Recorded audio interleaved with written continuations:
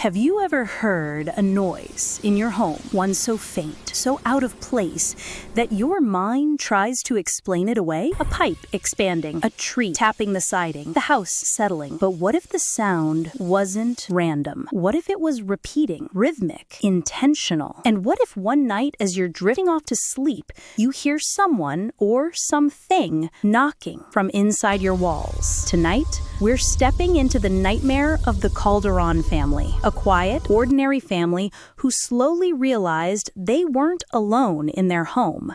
Not because of what they saw, but because of what they heard, and what was eventually found. For the next 20 minutes, listen closely, because the walls in this house have something to say. The story begins 5 months after the Calderons moved in. It was a cold Monday evening, just after 11, the kind of night where the air feels heavier and the house seems smaller as the temperature drops. Maria, the mother, was rinsing a mug in the kitchen when she heard it. A single knock, soft but sharp enough to make her fingers freeze in the water. She turned, stared down the hallway, listening. Nothing. Then it came again. Knock. This time from the hallway wall. She stepped closer, breath shallow, heartbeat in her ears. She whispered, "Hello?" Before she even realized she'd spoken. Nothing answered, just a thick, suffocating silence. She tried to shake it off, telling herself it was the house settling.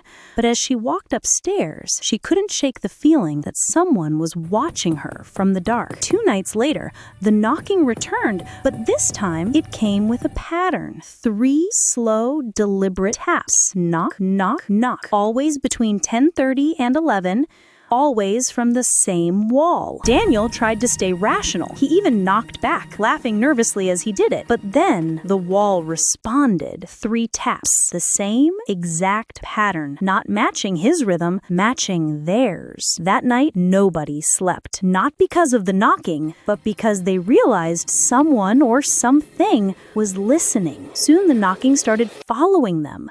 If they were in the living room, it came from the living room wall. If they went to the kitchen, it shifted to the kitchen wall. It was as if the sound was moving, tracking them. Their teenage son Lucas was the first to describe what he felt.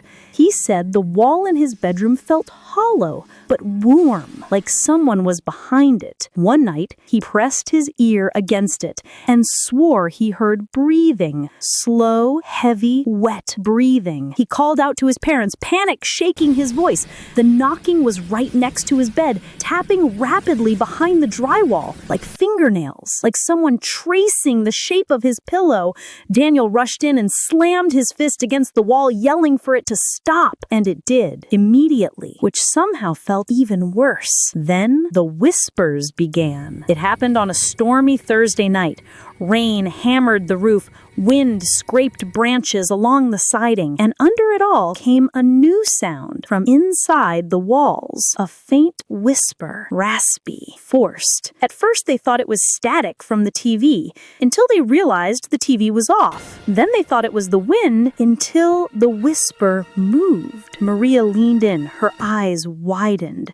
The whisper grew louder, forming syllables, almost words, and then she heard it. A single whispered plea. Help! The family stumbled back in terror, and the walls erupted in frantic knocking, faster than ever, as if whatever was inside had reached its breaking point. Daniel grabbed a hammer, not out of bravery, out of fear. If someone was trapped inside the walls, he needed to know. He lifted the hammer, ready to strike, and instantly everything stopped. Silence swallowed the house, as if something behind the wall was listening, waiting. The next morning, Daniel called a contractor, someone who could cut open the walls, someone who wouldn't ask too many questions. They started with the hallway, nothing. Then Lucas's room, still nothing. No animals, no wiring issues, no reason for the sounds. But then they reached the living room, the spot where the knocking first began. Behind the drywall, they found a small hand-carved cavity. Inside it was a bundle wrapped in an old piece of cloth. They unwrapped it. Inside was a child's dress, tiny, yellowed with age. Beside it lay a note written in a trembling hand. In, still here. The Calderons moved out within the week, but a few days later, the contractor pulled Daniel aside privately. He told him the cavity wasn't part of the original house. Someone had cut it out years later. Someone small enough or desperate enough to crawl inside. And when the workers were sealing up the final section, one of them heard something. A single knock, just once, from inside the wall. A soft tap, almost like a goodbye or a promise. Sometimes the noises we hear in our homes aren't the house settling. Sometimes they're memories. Sometimes they're warnings. And sometimes they're things that were never meant to be found. If you want more stories that keep you up at night, don't forget to like this video,